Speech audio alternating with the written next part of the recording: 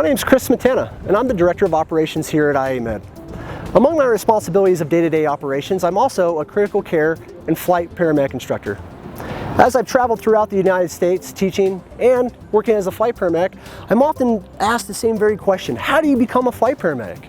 By prospective flight paramedic candidates, ground paramedics, or just paramedics in general looking to make that jump into critical care medicine and aeromedical transport. Jumping to aeromedical transport, helicopter EMS, or HEMS as it's known, just because of the cool factor, the badge of honor, is not exactly the reason to get into this.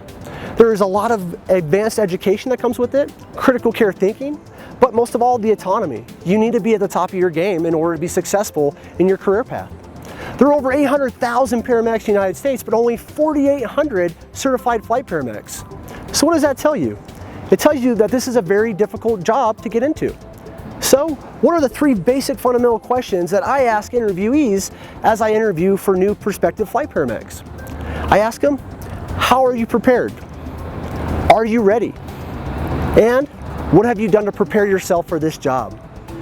Many candidates forget to address that question during the interview. And because of that, they oftentimes do not do very well.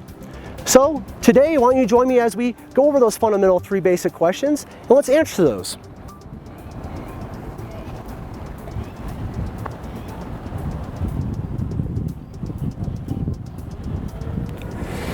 So going back to those three fundamental questions, where do you start to become a flight paramedic? Well, one of the things you want to identify early on as you start your journey is a good mentor. So with me today is Corey Cox from the University of Utah Aeromed's flight program. Corey, what is a good mentor to you? Good mentor is somebody that is experienced in the career field, has good leadership capabilities, is safe about their working conditions, and really has a drive and passion to extend their knowledge onto the new flight paramedic that wants to extend their career service. I think that's great to hit on. Finding someone that is approachable, knowledgeable, but most of all passionate about emergency medical care and educating. Finding those individuals and seeking those out in a program near you is exactly what you want to do. Now, I remember when I wanted to become a firefighter. When I wanted to become a firefighter, what did I do?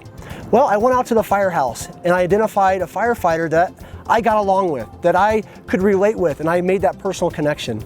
That allowed me to approach that individual and get industry insight on how to become a firefighter. What are some things that I can learn about that specific agency? What are some things that I can do now to help prepare myself as I interviewed for that department? Those are all things that you want to get in now as you prepare yourself to interview downstream. So let's keep moving on. All right, folks, so let's go back to that second question. How do you prepare yourself to become a flight paramedic? Well, one of the key questions that I asked during the interview process with potential flight paramedic candidates is, how have you prepared yourself? What have you done to elevate your clinical practice to get to that level of the advanced practitioner? And what additional training opportunities have you sought out since paramedic school? Those are very real questions, and I get the typical answers. Well, I prepared myself using advanced cardiac life support courses, or I've taken a pre-hospital trauma life support class, or maybe I've taken a 12-week class. Well, and then there's also the candidate that tells me, hey, well, I've got 10 years of experience. Well, folks, I hate to say it here, but those are both the wrong answers.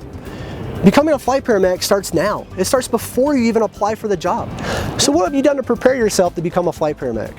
Have you sought out additional training opportunities such as ventilator management courses, or maybe hemodynamic monitoring, or an advanced airway course? Those are all opportunities that you can find with your local aeromedical companies and large medical hospitals throughout the United States. They typically offer this type of training that can help you prepare yourself for that interview. Because I can assure you, when you get to that interview, you will run into those types of scenarios and those types of questions. So, better yet, how can you take a flight paramedic course to prepare yourself for those interviews, and what do you look for in a flight paramedic course? Some things that you want to look into are, is it associated with the International Board of Specialty Certifications, or the IBSC? Is it an approved refresher course to help prepare you for what might be on the exam, which is very similar to what companies use during their interview process? Something else you might want to look into is the course CCP-C accredited? Well, it's also nice to be able to use those credit hours for your state and national recertification hours. Those are all the things that you want to look into to help prepare yourself for that interview. Let's move on to the third and final question. So guys, this brings us to our third and final question. Am I ready? Now, while I can't answer that question for you, I will tell you my experience. I felt like I was ready after I had taken a number of advanced classes. I had worked as a preceptor within my fire department, and I was an active instructor.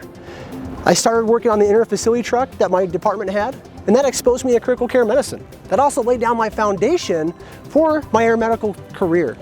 Those are the things that you need to start thinking about now as you prepare to interview. I identified my mentor. I went back to my mentor and we set up a good study plan. A study plan here, guys, is absolutely key. You need to have that in place. I hit the books again. Yes, that paramedic book I didn't open since paramedic school, I reopened and revisited. I remembered and learned all those concepts again. I made sure my protocols were down pat. I went through countless numbers of scenarios and active patient transports with my mentor to help prepare me for that interview, to become successful. Well, you're only as good as you prepare yourself. So how do you become successful? Well, you're gonna need a lot. You're gonna need a fortitude, you're gonna need motivation, and you're gonna need a good study plan and prepare yourself for that road to success, to get your wings, to be successful and get on one of the aeromedical ships. Thank you again for joining us. My name's Chris Matana with IAMed. Have a great day, folks.